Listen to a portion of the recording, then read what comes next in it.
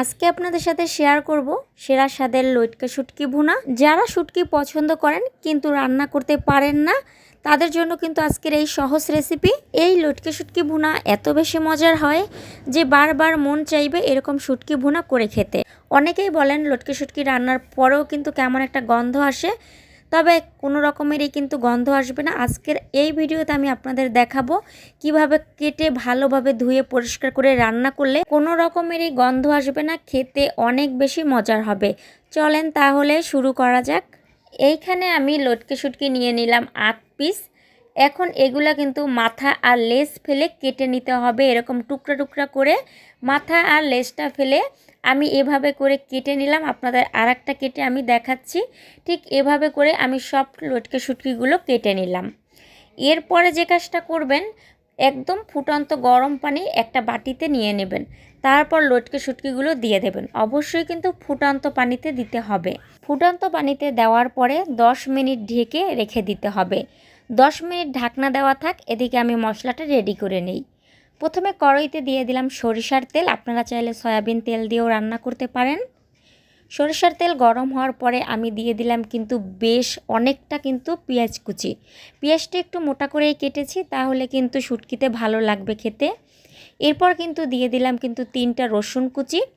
পেঁয়াজ আর রসুনটা কিন্তু একটু ভেজে নেব, একটু নরম হওয়া পর্যন্ত একটু ভেজে নেব। নরম হওয়ার পরে দিয়ে দেবো 4টা এলাচ, 3 টুকরো দারুচিনি আর 3টা তেজপাতা ছিঁড়ে দিলাম। এখন আবার একটু নেড়েচেড়ে মিশিয়ে নিলাম। এরপর কিন্তু এক এক করে মশলা দিতে থাকবো। প্রথমেই দিয়ে দিলাম কিন্তু হাফ চামচ লবণ। লবণটা একটু বুঝে শুনে দিবেন। তারপর দিয়ে দিলাম কিন্তু হাফ চামচ হলুদ গুঁড়ো, 1 চামচ দিয়ে দিলাম লাল মরিচের গুঁড়ো, 1 চামচ দিয়ে দিলাম ধনিয়ার গুঁড়ো, আর দিয়ে দিলাম 1 চামচ ভাজা জিরার গুঁড়ো। মরিচের গুঁড়োটা আপনারা আপনাদের পছন্দ অনুযায়ী দেবেন, যে যেমন ঝাল পছন্দ করেন সেভাবেই দিবেন। এরপর কিন্তু আমি মশলাটা কিন্তু ভালোভাবে কষিয়ে নিলাম, আর চুলার আঁচটা কিন্তু একদম মিডিয়ামে রেখে মশলাটা কষিয়ে নিতে হবে। মশলা কষানো হতে থাক, এদিকে আমি শুটকিগুলো ভালোভাবে ধুয়ে নেই। 10 মিনিট পরে আমি ঢাকনাটা উঠিয়ে কিন্তু এখন দেখেন শুটকিটা একদম নরম হয়ে গিয়েছে।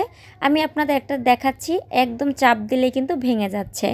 এজন্যই কিন্তু ফুটন্ত পানিতে 10 মিনিট ঢেকে রেখে দিবেন, তাতে করে কিন্তু গন্ধ চলে যাবে আর শুটকিটা খেতেও কিন্তু অনেক বেশি মজা হবে। এরপর কিন্তু বারবার পানি দিয়ে ভালোভাবে ধুয়ে নিতে হবে, যেন কোনো রকমের বালি না থাকে।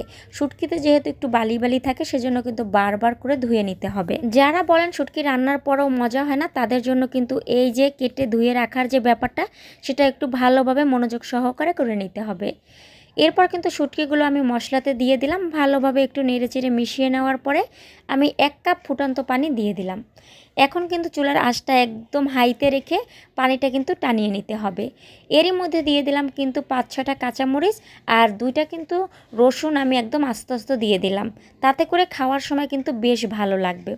এখন কিন্তু চুলার আঁচটা একদম হাইতে রেখে আমি পানিটা একদম টানিয়ে নিলাম, তাতে রসুন কাঁচামরিচ ভালোভাবে কিন্তু সেদ্ধ হয়ে গিয়েছে। ব্যাস তৈরি হয়ে গেল আমার লটকে শুটকি ভুনা। রেসিপিটা কেমন লাগলো অবশ্যই কিন্তু জানাবেন।